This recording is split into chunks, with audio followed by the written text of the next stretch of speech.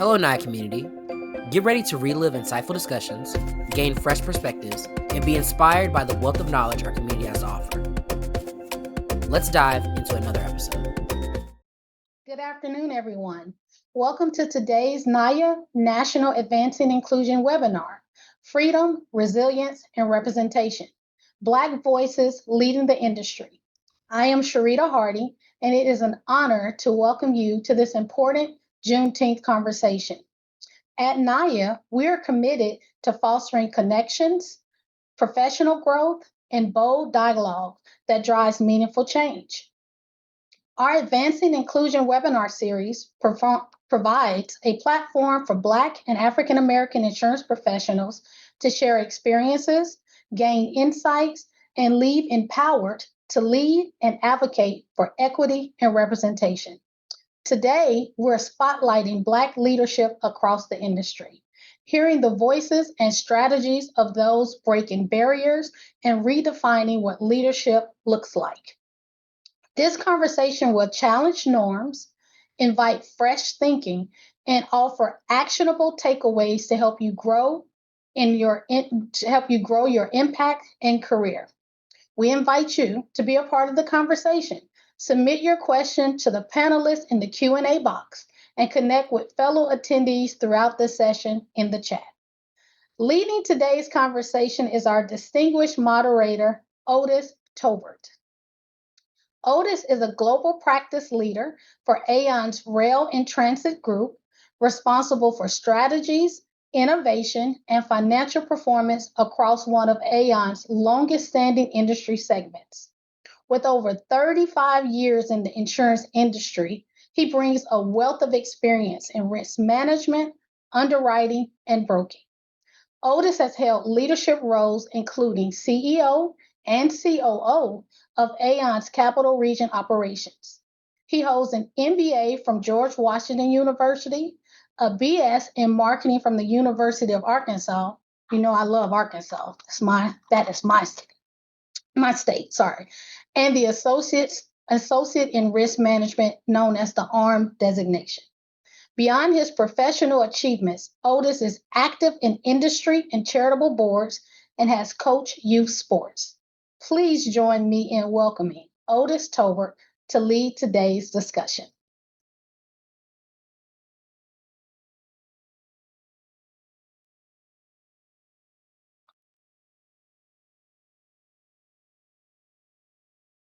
Rita. Well, thank you everyone for joining. It's a real pleasure to be here with you. We have some seasoned professionals on our panel today, which look forward to talking to you about our views on or their views in particular on how we can impact the industry and make it better going forward. So if I can, I'd like to start with a question for each of the panelists, and their introductory materials should have been shared with you and as a part of the email invitation. But so we're just going to jump right in, given the time. If you could, and I'll start with you, Will. What is there one decision or action that you could attribute to that you've made that you could point to that led you to the place you are right now?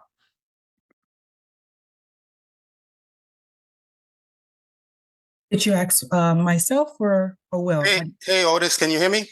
I can hear you. Well, Nikki, since you picked up on the question, why don't you go first? Okay. And we'll come back to Will after that.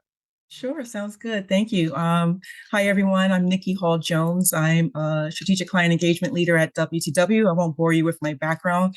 It's in the material that you have. I would just add that I've been with WTW for 5 years now, but I've been part of the insurance industry for over 20 years.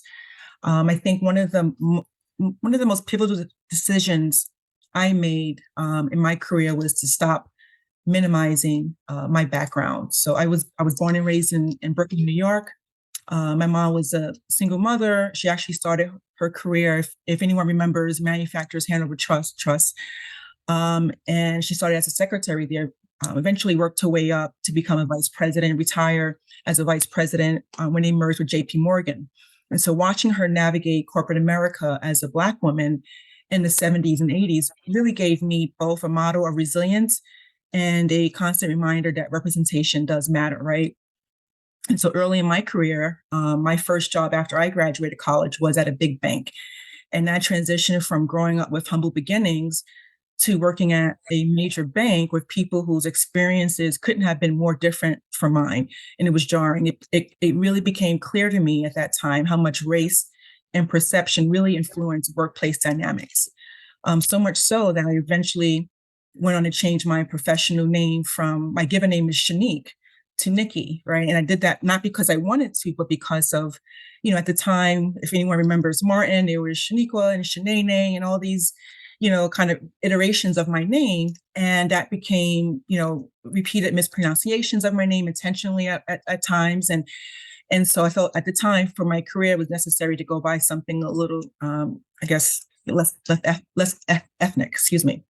And so I think for me, everything changed when I began to embrace my full story, right, and share it. And it was very freeing for me. So I think that moment of just kind of embracing where I come from and started using it as a source of strength and perspective, I became a more confident and impactful leader. And I began to open doors for others to also show up that way as well. And that's part of what we want to get out in this discussion too. How do we go about opening doors for others? So Will, now that you're on, I'm going to come back to you with this. Is there one decision you can point to or one day that led you to this point in your career? Yeah, it's difficult to really pin down one decision. So for me, I'm gonna say that it's a series of decisions, right? And for me, taking calculated risk is what what I would offer. So whether it's to seek new opportunities, stepping into leadership roles, pushing myself to network in spaces where that may be outside of my comfort zone. Those decisions, those risks that have been taken, has been pivotal to the growth that I've experienced in my career. Thank you for that. So I'll continue with that theme, taking risks. So the next question that I have for you guys is really talking about how do you balance doing your job well with also the responsibility that we have as senior people in the industry of recruiting and bringing people in. So Will, you just mentioned risk. There is such a thing as there is this notion that going out on a limb is a thing, and that's sometimes you have to do that when you want to bring people into the firm. Talk a little bit about. I'll stay with you here, Will. Talk a little bit about how you're able to balance, and you made a point in our pre-call about being good at your job. How do you balance doing your day job, which has production and client service responsibility, and balance that with the notion that you have really an obligation to help recruit for the industry? How do you do that? Absolutely. So it really starts with the day job, right? You have to certainly be good at the day job, which helps you gain the equity that you need, right, to reach a level of being a stakeholder, right, where your voice matters. So in terms of balancing responsibility with advocacy, what I would say is that it requires passion, certainly requires a level of commitment. It requires a persistence, and then some level of being resilient. Because certainly you will face, some adversity, you will face some challenges, you will face some difficulties, and those adjectives that I just shared certainly will, give you the push necessary to move things forward. And same to you. Again, I sort of have an idea of what your role is and responsibility. So you're not recruiting is not your full-time job. You're not part of HR, but I'm sure you love to try to interest people and recruit them into the industry. How do you go about doing that at your firm?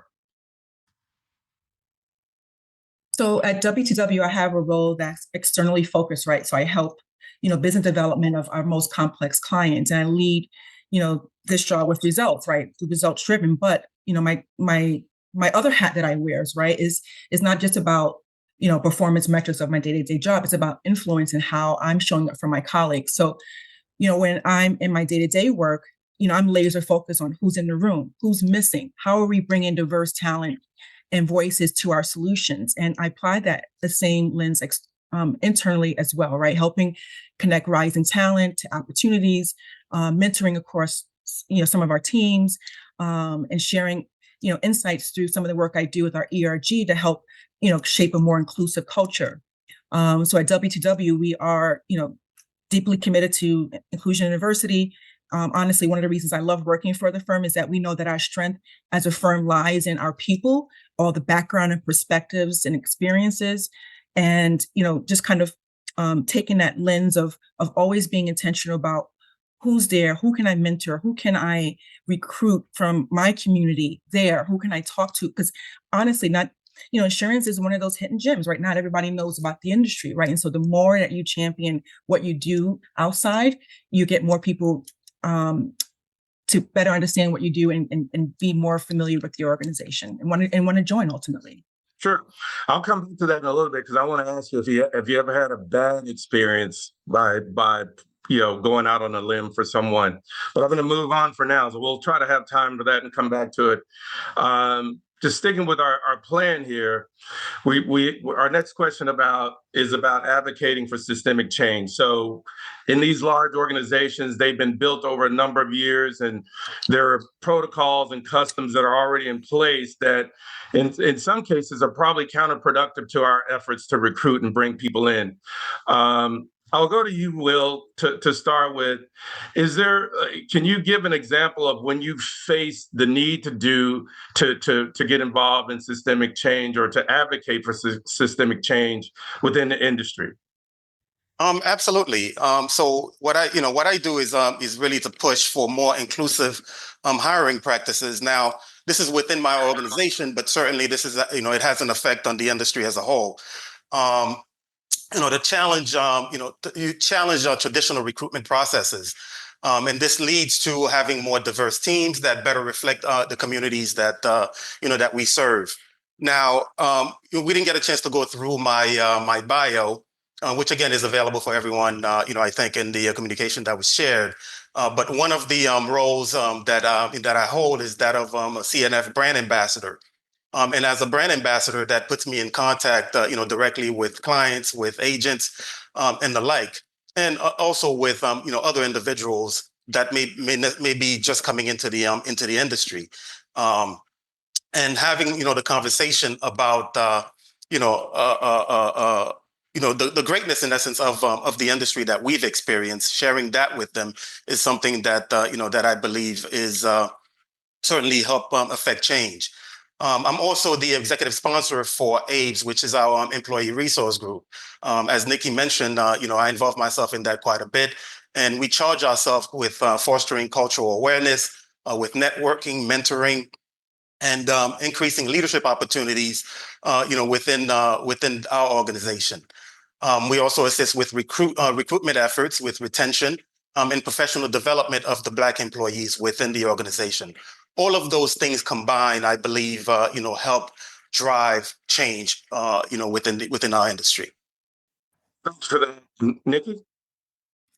Yeah, so one of the areas that I helped advocate for change within the organization was around retention. We have 3 pillars that we focus on: attract, hire, and retain. And we were doing a fairly decent job of attracting and hiring talent, but they were leaving within that year or two, right? And so how do we retain the talent that we have? And was it a matter of them not feeling belonged or not getting supported, right? And so, I lean into mentorship and visibility as part of my day-to-day working with colleagues. But 3 years ago, we started bleeding talent doing the virtual environment after 2020 and COVID and so forth. We initiated a sponsorship program that we call Rise, which is ready to inspire, succeed, and elevate. And it's for our senior colleagues with varying experiences and backgrounds. So not just African American colleagues, but multicultural colleagues, right? And then during this 24-month program or 2-year program, these colleagues feel supported. They have a coach, they network with leaders across the organization. They're paired with an executive sponsor for support and setting their career goals. And I would say majority of these colleagues in that first iteration program are still here today. And so, we in addition to attracting, we really need to focus on retention of the colleagues that we do eventually hire. So Thank you Otis, for that. if I could jump in, I left a thing out that I think is important for us to share. In terms of systemic change, I think it's also important to be able to sell ourselves in essence, right? There are various data points that we can use to express, right, the importance of having diverse teams, and and certainly help encourage the hiring practices, again, both within our organizations and within the industry as a whole. We have, which I often quote whenever I have these types of talks, the McKinsey study that was done, where they found that the top quartile for racial and ethnic diversity are companies that that are diverse, right? They are 35% more likely to have financial returns above their respective competitors. So these types of data is something that I think is important to be armed with when trying to affect change and getting the stakeholders to recognize the importance of of having diverse teams. Yeah, I appreciate that. And just an echo a couple of the comments that I've heard from you guys. So, and then weave it into what I think is going to be the next question. So, after the tragic George Floyd incident, we saw this wave of empathy coming from corporate America around diversity, equity, inclusion, and this energy that had built up. And I've been in the industry for quite some time. I'd never seen energy like that. But it seems that there's a sense of waning that has taken place for a number of reasons, political and otherwise. How do you sustain the energy within your firm? And then how do you measure success? I know, Nikki, you talked about people, you could recruit people, they'd be there and then they'd leave. How do you measure success? So I guess that's two questions in one. And I'll start with you, Nikki. The wave of corporate empathy after George Floyd, we've seen that sort of wane. How do you maintain the pace of trying to recruit? And then how do you measure your success? Honestly, I probably would have two answers, as far as measuring success. One, before this, 2025, the environment that we're in now, many leaders had, KPIs that, tied their business outcomes and compensation to, their effort with I&D. And I feel like now in this environment, it's really up to us to make sure that, we focus on colleague visibility, that we have access, that we focus on access to their opportunity, and really, try to, invest more intentionally in the career development, talent mobility, and sponsorship of the community that we are building up here at NAAIA and other organizations. Will, do you have a take on that? In terms of maintaining energy, I mean, I think it's a matter of us, again, being resilient. We have certainly, as as people of color, as Black people, we have certainly faced adversity in the past, and we have certainly overcome a lot of those adversities that we faced, or at least we persisted. Some of which we're still in the process of overcoming.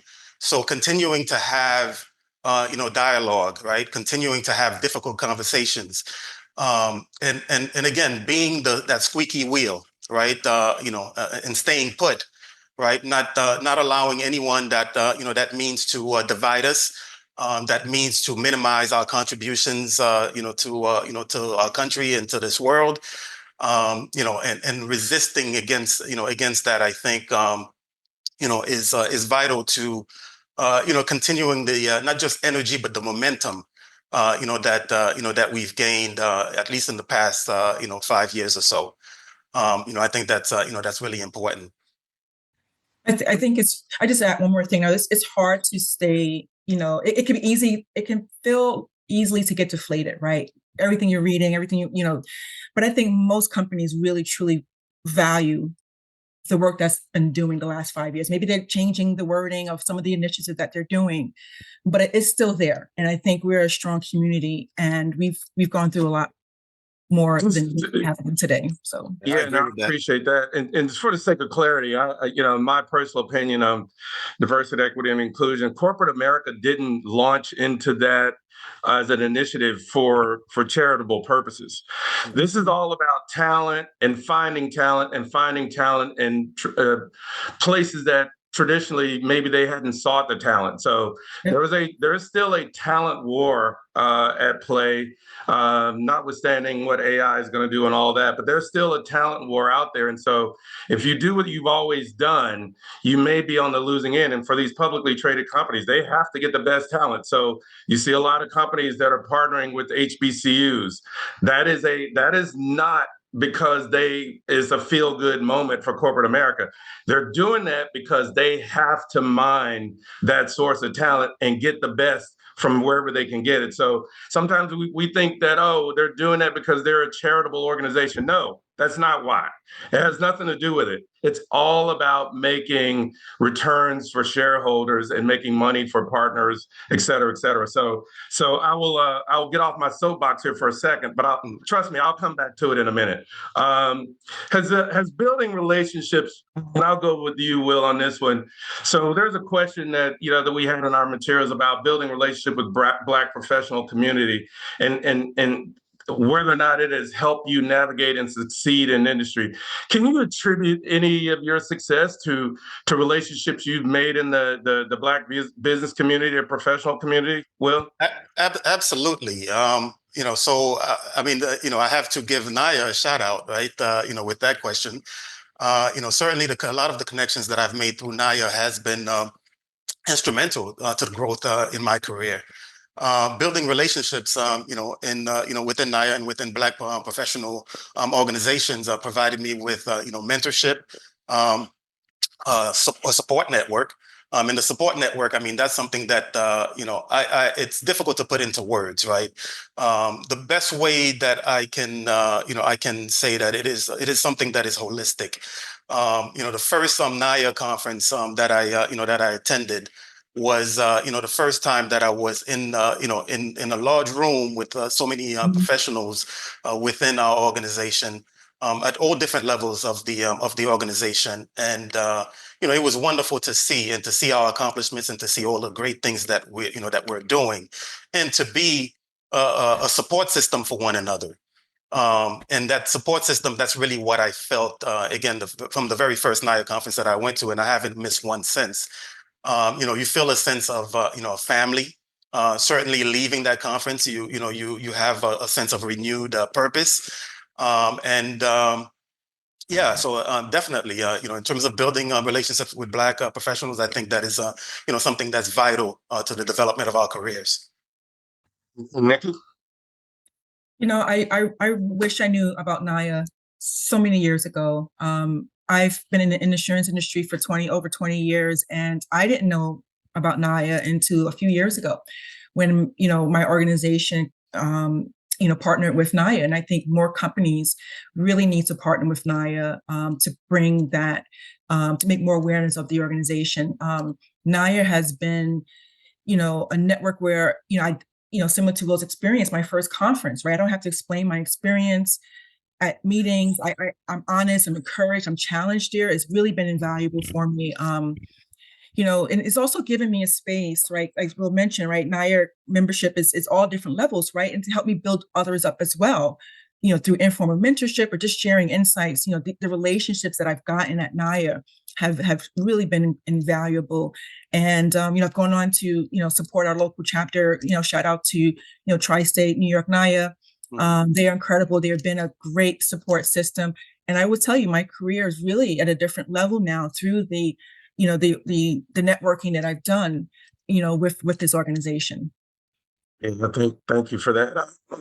I would say I can't think of a more important time and more important mission that NAAIA is on, and having NAAIA to support this era. I can't think of a more important time because we have a lot of things facing us in the industry, which is you're going to have lots of retirements, people sort of winding down in their career. And I read a stat somewhere, there's going to be like 400,000 roles, positions open in the insurance industry over the next 10 years. I think NAAIA has a role in supporting filling a lot of those positions. So, and I know we have a lot of people on this call that have various stages of their career, early to mid to late. I think NAAIA can support us all. I would consider myself probably in the fourth quarter of my career, but heading to overtime, maybe we'll see. But I think NAAIA has an important role and a strategic role, so long as we make great use of it.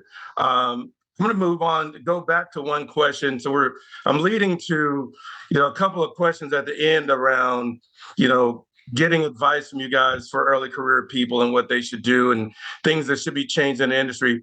I will put a challenge out to the folks who are senior in their careers on this call, that we should be recruiting at least one person into this industry, if not your firm, every year.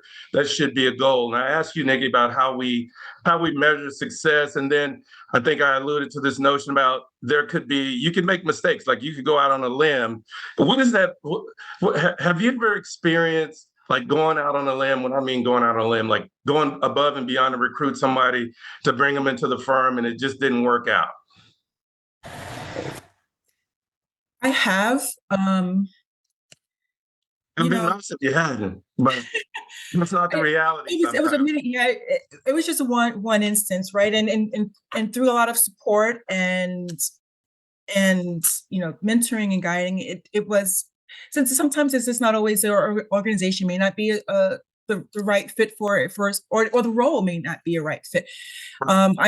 Before joining the organization I was in now was in the investment line of business, and that is really tough for people of color in that industry, and it's not for the it's just you need a thick skin. So, but I think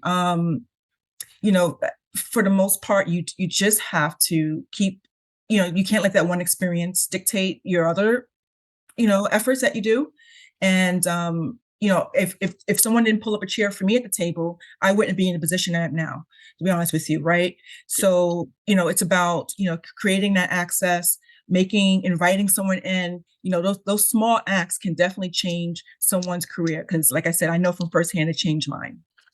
Appreciate that. Well, I'm going to ask you the same question, but I think I should overlay that sometimes it's not about the person we bring in. It's like it's very difficult for us sometimes. There are things that they don't teach us in colleges and universities about the dynamics in a corporate office in America. And sometimes that can be very challenging for us. So Will, I'm going to ask you to sort of elaborate on that same topic. Yeah. So, for me, the answer is yes. I certainly have, laid it out for someone that didn't quite pan out. But what I would say, Otis, is that, if you're going to do this type of work and advocate on behalf of others, there's always going to be an element of risk, right? Which is, I think, how we started off. If you're not willing, to take some risk, because you will never have all of the information, right? You could certainly, vet as best as you can, the people that we come into contact with, but you're never going to have all of the information. The other thing that I would offer with regards to that, I mean, there's a certain amount of, am I my brother's keeper that's involved here, right? If we recruit someone to the organization and we're not, being a mentor, and we're not, providing them with the resources that they need in order for them to succeed, their failure is as much our failure. That's the way that I look at that. I agree with that. And that overstate anymore. Nikki, you were going to comment on that? No, I was just nodding my head in agreement. I alluded to earlier, that when I first got my first job in big banking, me growing up and being around folks that, did things that I never even dreamed of, right? From, I just always felt like the only there, right? I didn't golf or ski or do all these other things. There was no sense of, everyone went out after work and didn't invite me, and so, big part of why I love WTW is that feeling of belonging, right? Making everyone feel belong, no matter where they come from, what your background is, and just be really intentional about that. So I was just agreeing with Will, same experience and same thoughts. early career person out there, if you're looking for, to join the industry, make sure you join a place that has some sort of a mentorship program in place for you, or will assign you a mentor, because it's very important. Again, a lot of things they don't teach us in universities and colleges that you encounter in corporate America. If you aren't exposed to it or don't see it coming or don't understand it, you need someone who's been through it that can help you navigate that, because some of it is intuitive. A lot of it is not. It's just maybe you didn't see that or weren't experiencing that, but nonetheless, they are important to understand. And some of them can seem like small things, like how to pack for a business trip, or how to what to say over dinner with colleagues or clients. But those are all things that I think someone who's been through it before can help you navigate. I'm going to segue to the next question, and I'll start with you, Will. If there's anything about this industry right now that you could change, and that's a giant question, right? So I'm not giving you unlimited time to answer this question, but if there's anything about this industry that you could change right now, what would it be? Quite a few things come to mind. The things that are really at the top of the list, I think you alluded to a little while ago, that there's a number of individuals that are planning on retiring, and that there's going to be more opportunities certainly available. With those opportunities, the thing that I would change certainly is more leadership opportunities for Black professionals. I think that's something that's vital within for the industry. The way that is presently constructed, there's not too many of us that's at the C level. That's something that certainly I would like to see change. That's something that, again, I alluded earlier, that I was the executive sponsor of the ERG. We make that a part of our mission statement to educate people, provide them with the tools that they need in order for them to to rise within the organization, to hopefully someday make it to the more senior levels, which would certainly change things within our organization. But certainly I would like to see that reflected throughout the industry. Question, sir. What do you say? Well, to Will's point, right? There are a good number of people who are at that, what do you call it, the ninth inning, or that you're kind of retiring, right? Or in that position. The insurance industry by nature, holds on to talent for a very long time, because there's a lot of institutional knowledge that goes around along with being in this industry. And I think that one of the things that I think we can focus on is just being more intentional about that career development, right? Partnering with someone, more talent mobility, more sponsorship, right? Because there is a difference between mentorship and sponsorship, right?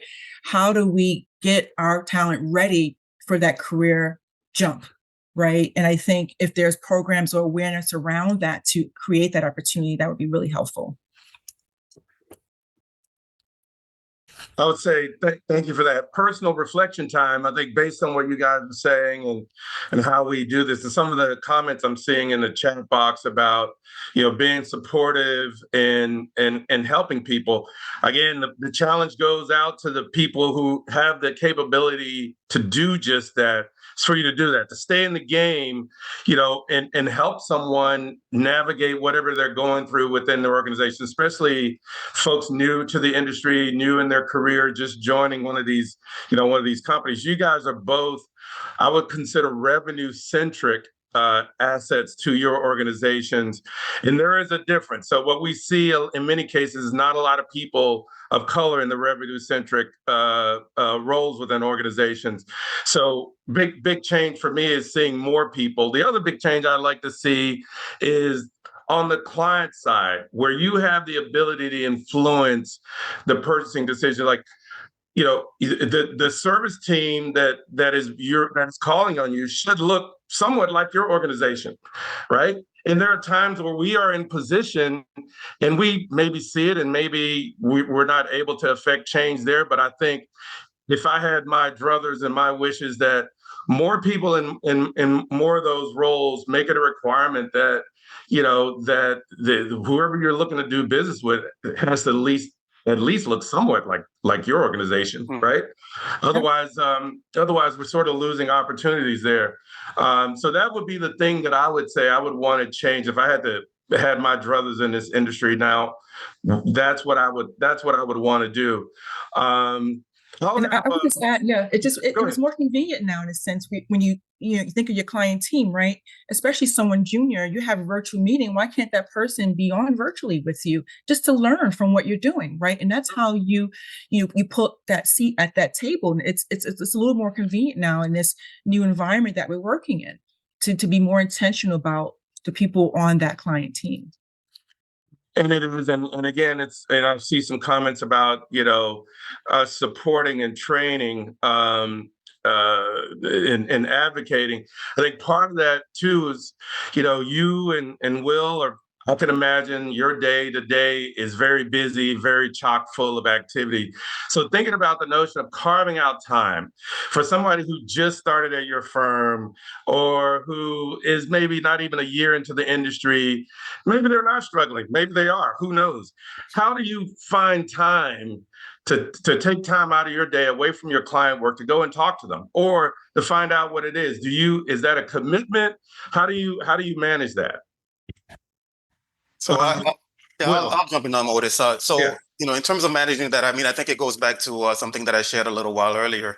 You have to certainly have the passion. You have to have the commitment. You have to be persistent.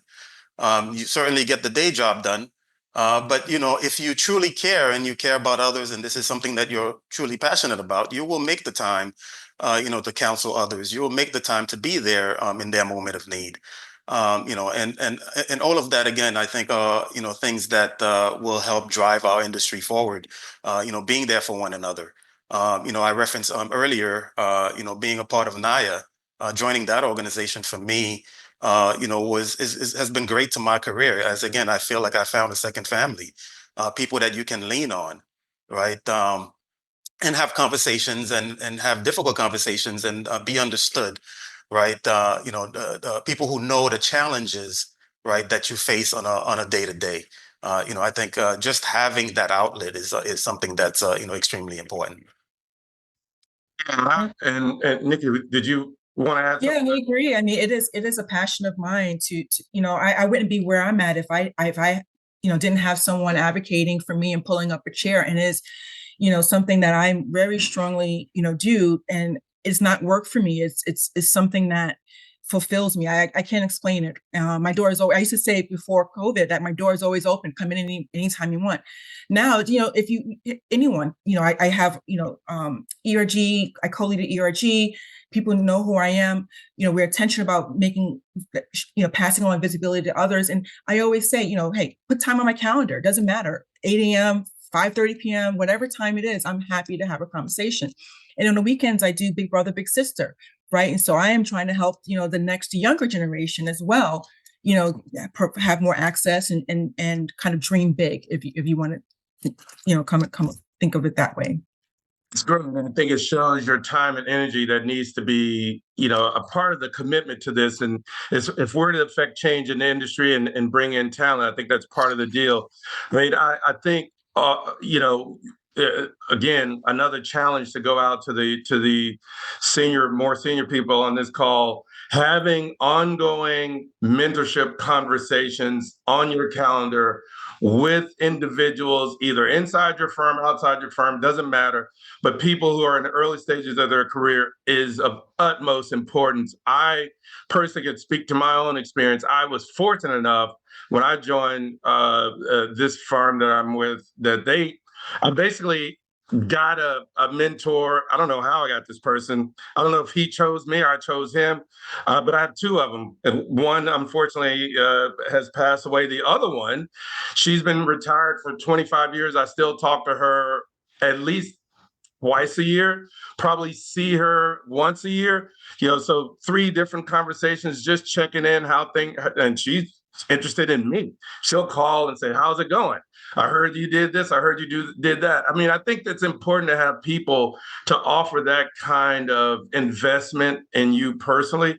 So for the senior folks out there, please make sure that you're actively involved in early career, and you don't have any idea about the value your voice can add to someone's professional experience. Just knowing that you're there, or even if you can't really solve any of their problems, just have someone to talk to. And sometimes you talk about things that have nothing to do with that, what's going on at work. But it's we are in a unique position to help people in that way. And I don't think it really costs that much other than some of your time. So again, off my soapbox now, I'll go back to the questions. Hey, Otis, you want to add to that, Will? Go ahead. Yeah, I just want to add one thing that I think is extremely important as well. Certainly making time for others is something that that's really important to do, and that's great to do. But is equally important to make time for ourselves. In the current climate that we're living in, we were chatting right before jumping on the call about all of the different things coming at us, right? If you're watching the news, all of the the negativity really that comes our way.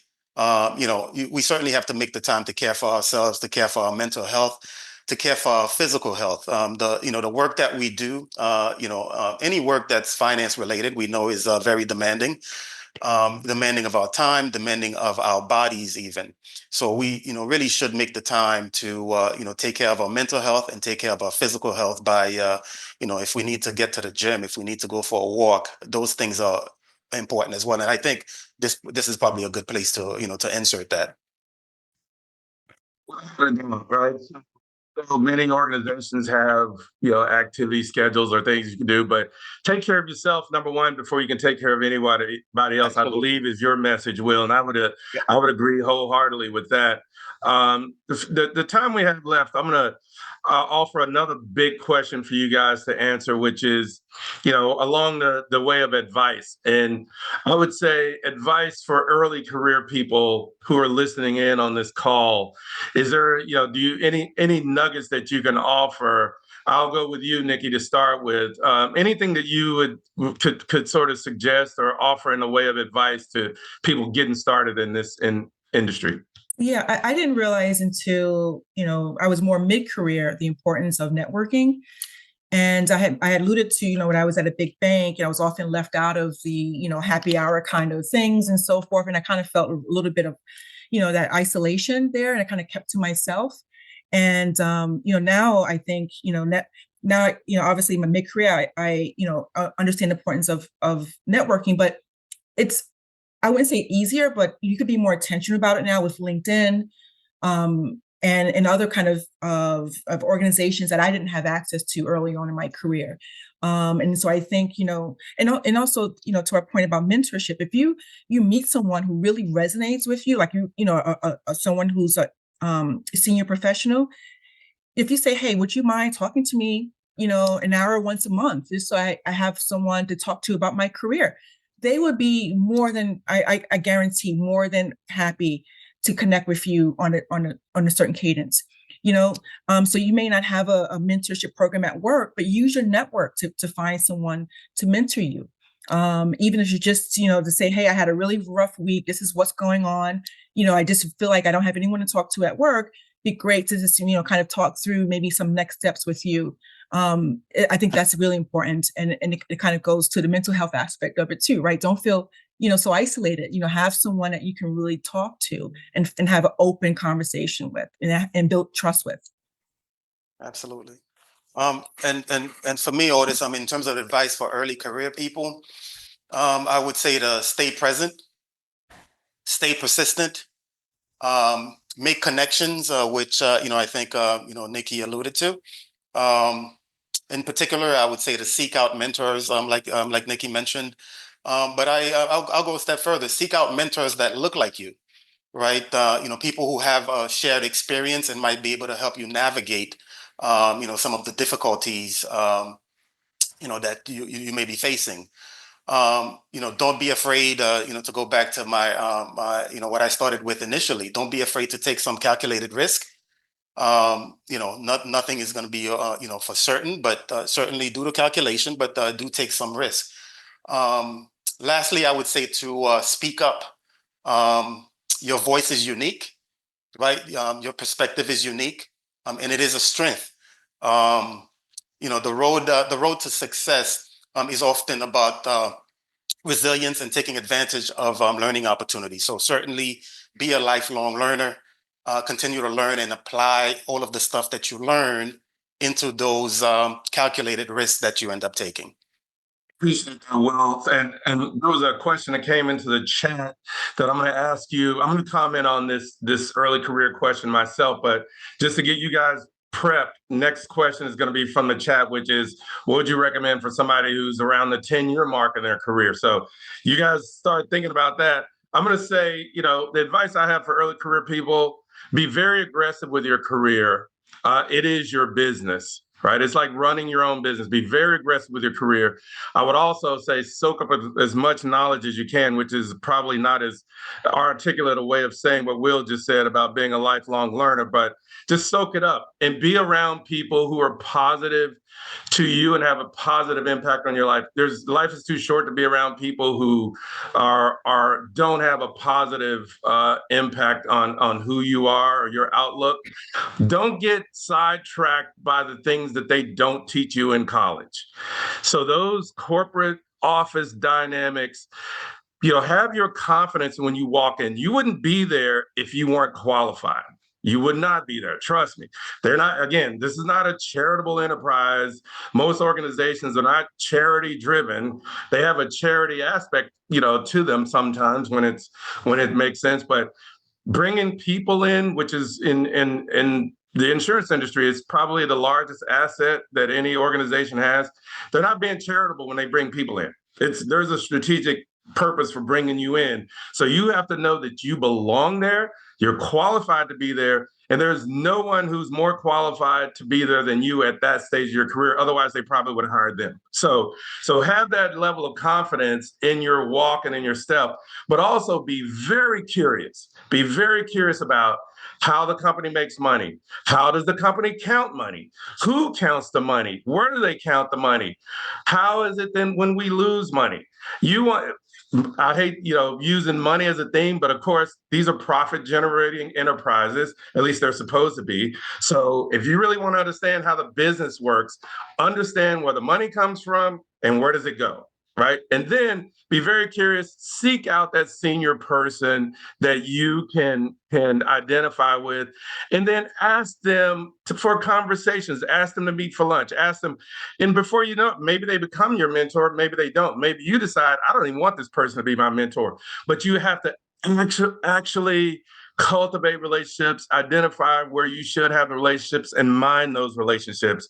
And then you can decide if I want that person to be my mentor or if the person wants to be my mentor or coach or whatever you like to call them. Again, back off my soapbox, back to the question from the chat, which is, okay, Nikki, 10 years, what should you tell somebody who's been in the business for 10 years? So actually at the 10-year mark of my career, I actually switched careers. I went from investment banking and I kind of stumbled into insurance. And I say stumbled. I was at the World Trade Center on 9/11. And from that experience, I wanted to get into better understanding risk management around insurance. And I think at the 10-year mark, you got to make sure that you're passionate about what you're doing. And I went back to school. I got my MBA at that point in time. And I became curious. I became intentional. I think in this environment, it's even important to be in the office. If they tell you 3 days a week, you have to be in the office. You have to have that visibility. You have to show face. You have to be part of the meetings. You have to make sure that someone puts a seat at the table for you. That 10-year mark is really critical. And you have to have those conversations with your people manager, about your career, right? You have to have those, annual and biannual conversations about, opportunities for you, the direction of the company. At WTW, there's a number of ways that you can go in your career. I started on one side of the WTW house, and now I'm on another side of the house, right? And that's because of me being curious and saying, hey, I think I could really excel in this role here. And organizations, you put a business case for yourself, we'll give you that opportunity. Will, you have Yeah, thoughts on the wonderful. 10-year question? Yeah, I'm still tossing that one around in my head, but what I can offer Otis is is this. So I don't know, I'm a little over 2 decades in the industry now. So 10-year mark is really converting your mentors into sponsors is the first thing that I would offer. Um, at that point in your career, you should have some folks, and I know that I have that within my organization now that will speak in the room when you're not present, and that certainly would afford you some additional opportunities. The other thing that I would offer is making sure that the organization that you're a part of is the right fit. Again, for me, I feel that it is. I've been with this organization for 5 years out of the 20 plus years that I've been in the industry, and this I feel is the best fit, for me in terms of the people that I have around me. Ensuring that you are supported by folks who have your interests at heart. And if you have to do that evaluation and certainly make a decision as to, whether or not it's a place that you wanna, you wanna continue to be and be for, another 10 years, right? Before, you get to the point where, it's difficult to, to make any change. So certainly do an assessment and if need be, take risk. I like that. To Yeah. those comments, and especially from you, Nick, about being curious. I've mentioned it for early career people, but I think you're right. It's even at the 10-year mark, you should remain curious and look over the wall. And if there's somebody doing something in your organization that you're interested in or curious about, talk to them about it. How does it work? And then you'll be able to assess whether or not there are opportunities. I would also say that, at least in my own personal experience, I've sort of created roles. I've had a number of roles in the firm in my career here, but I've only been asked to do one of them. The other 3 or 4, I sort of created on my own and went and said, hey, I think I need to be doing this. And they're like, why? Business case, business case, business case. Okay, that sounds good. Let's do that. Right. So again, that goes to being aggressive with your career, remaining curious about the workings of your organization, or if it's something outside of your organization. I saw someone who said they were in IT and now in the chat, they're in IT and now learning more about the industry. Like if it's something outside of your industry, be committed to learning enough about it where you can make a decision whether or not you want to transition to that industry, or if it's totally different, or transition to another firm, or transition to another role within the organization that you're currently with. Either one takes some investment on your part. Like if you just did your day job every day, you don't have time to invest in your own career because you're so busy keeping the balls in the air. Well, the balls have to stay in the air, but you have to find time to invest in yourself and say, you know what, I'm okay doing but I really like to do this. They're not going to let you take time off from keeping the balls in the air to investigate this new career path. You sort of have to do that on your own, and you have to work towards investing in your own career. So I'll end with that. I think we have a minute or two left for any questions that pop in, but I really want to thank our panelists for joining us, Nikki and Will, and also the folks at NAAIA for offering this opportunity for us to get on and share with you again on the eve of Juneteenth. Hopefully, everyone will enjoy some time and take some time to reflect on that very important day. So with that, I'm going to turn it back over to the folks from NAAIA. Thank you very much. Thank you for watching this flashback episode of NAAIA. We appreciate your time and hope you found the insights valuable. Stay tuned for more enriching content. Until next time, thank you for being a part of the NAAIA community.